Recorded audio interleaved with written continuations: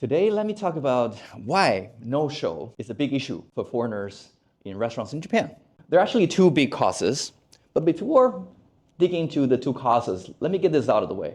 Intrinsic is very, very hard for foreigners to be in a restaurant in Japan on time, right? But other than that, there's cultural differences, and actually there's no system to prevent no-show from happening. All right, number one, cultural differences. There are actually two small points about cultural differences. Number one is actually the perception of lateness. I'm from China. Late for a restaurant reservation for 30 minutes is not even count for lateness or no-show. However, because Japanese restaurants are very precise in terms of timing, so if you're late for 30 minutes in Japan, the restaurant will think this is no-show. I think for a lot of cultures in the world, they have a different perception in terms of the concept of being late or no-show. So that's number one. Just be very careful. My advice for the foreign travelers is just be very careful when you're in Japan. Just try to be there on time because the perception for lateness is very strict in Japan. And the second cultural differences is actually the double booking behavior. What I mean by that is that over the past 9 years, we observed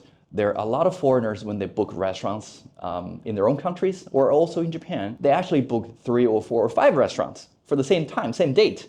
And they only end up going to one and not cancel or not notify the other restaurants. So to the other restaurant, to them, it's actually no-show, right? How do they, in their home country, or how do the restaurants deal with this kind of, a very effective way is to do double booking. I sometimes, observe restaurants, they have backup plan, for the reservation from foreigners, so that in case the customer don't show up, they actually have other customers to fill in the spots of the seats. However, because the restaurants in Japan, they're not prepared for have no-show. So when they receive the reservation by phone or by online reservation, they typically just have one reservation, which meaning if the no-show actually happens, they're completely exposed to the risk of the damage of their, loss of their revenue.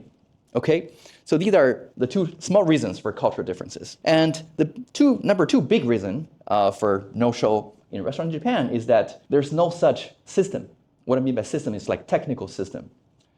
Typically, I see in Europe, in the US, or in China, a lot of restaurants, when they receive reservations, they take credit card numbers, for deposit or for prepayment for a meal. This is very effective in terms of preventing no-show from happening.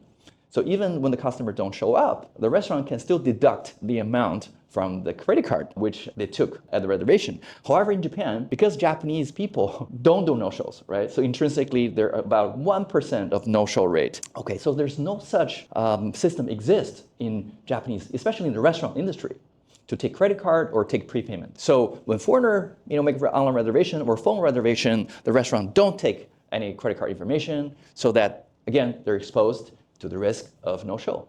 I'm Ludong, the founder and CEO of Take Me, and Take Me is your concierge to the best restaurants in Japan.